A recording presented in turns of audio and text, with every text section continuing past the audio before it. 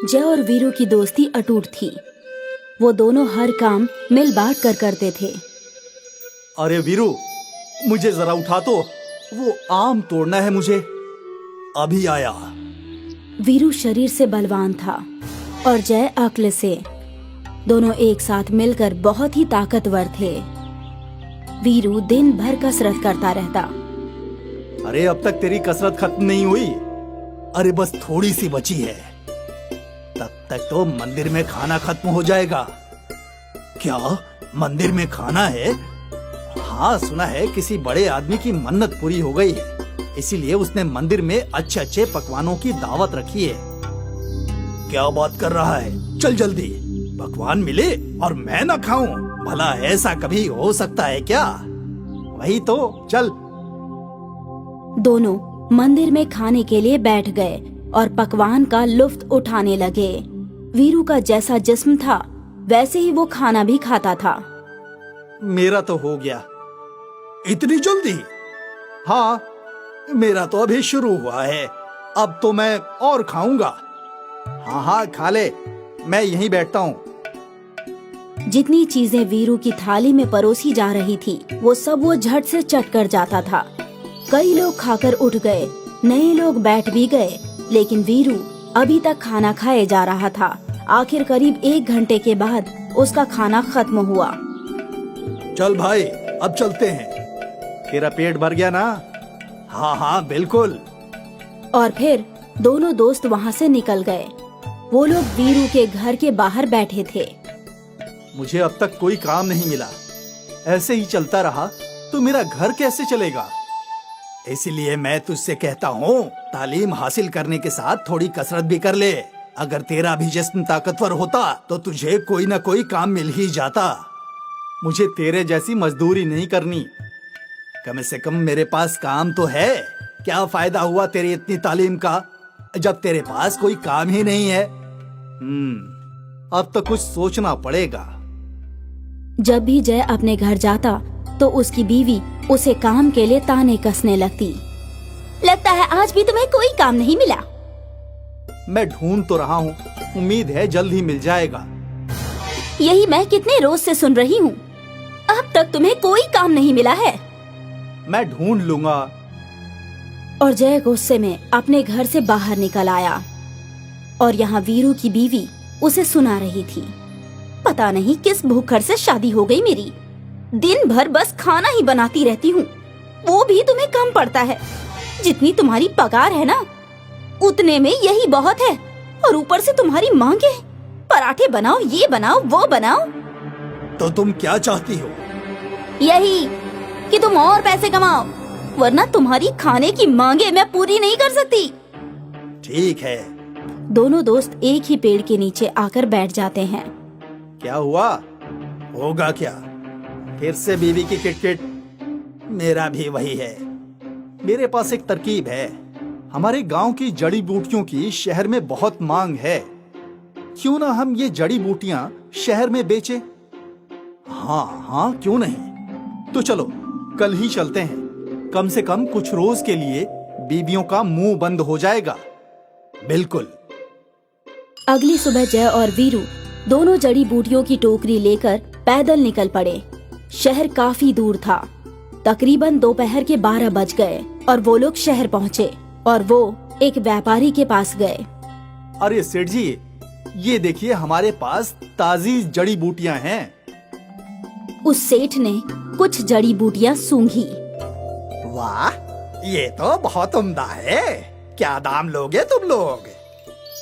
अब छोटा मुंह और बड़ी बात सेठ जी, आप बताइए आप क्या दाम देंगे? ये 2 टोकरियां हैं, कम से कम सब मिलाकर 20 किलो तो होगा ना? नहीं नहीं सेठ जी, एक टोकरी 15 किलो की है। ठीक है, 1 किलो का 200 रुपये दे सकता हूँ।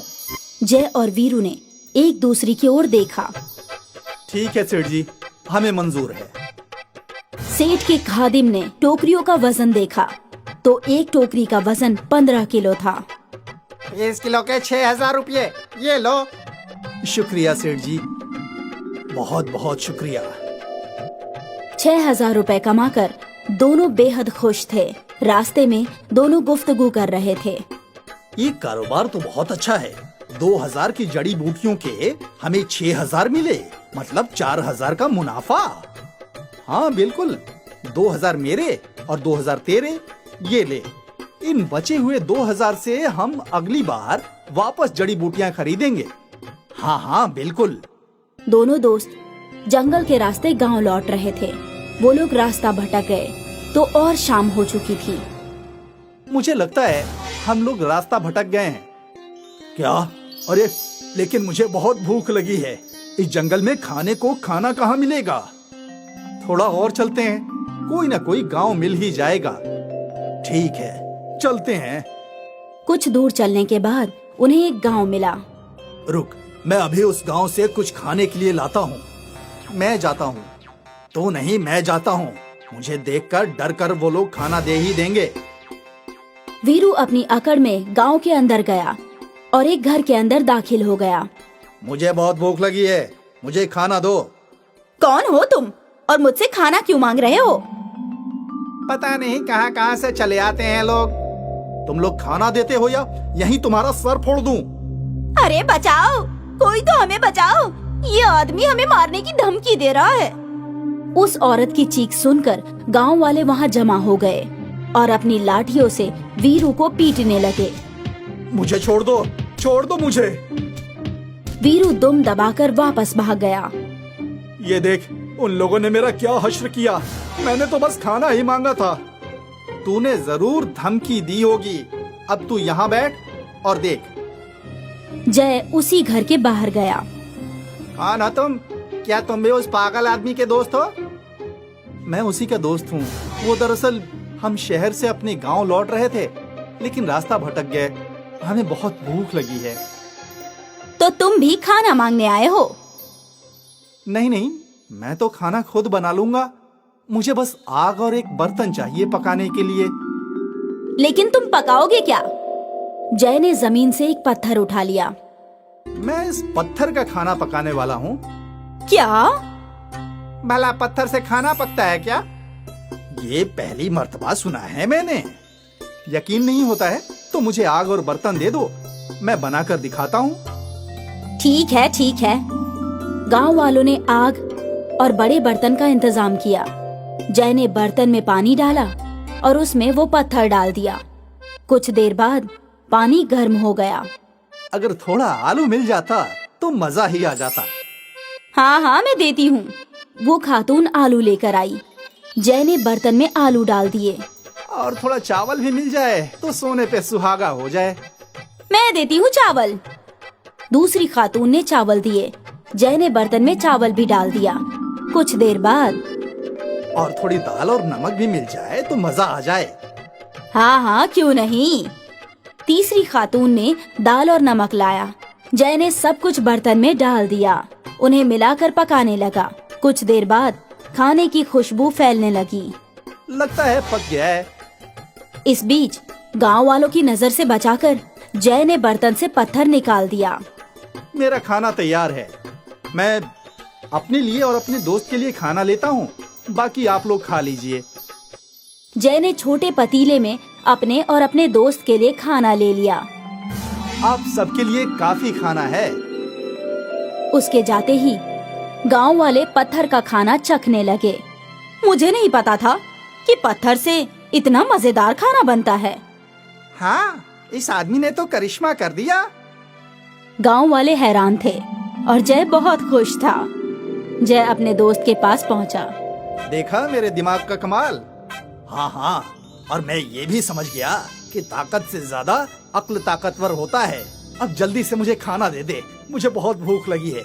ये भूख मुझसे बर्दाश्त नहीं हो रही। हाँ, मैं जानता हूँ। ये ले खाना। जय वीरू ने मिलकर भर पेट खाना खाया और जय ने साबित कर दिया कितनी भी बड़ी मुश्किल क्यों न हो, अगर हम अक्लमंदी से काम ले तो हर मुश्किल हल हो जाती है।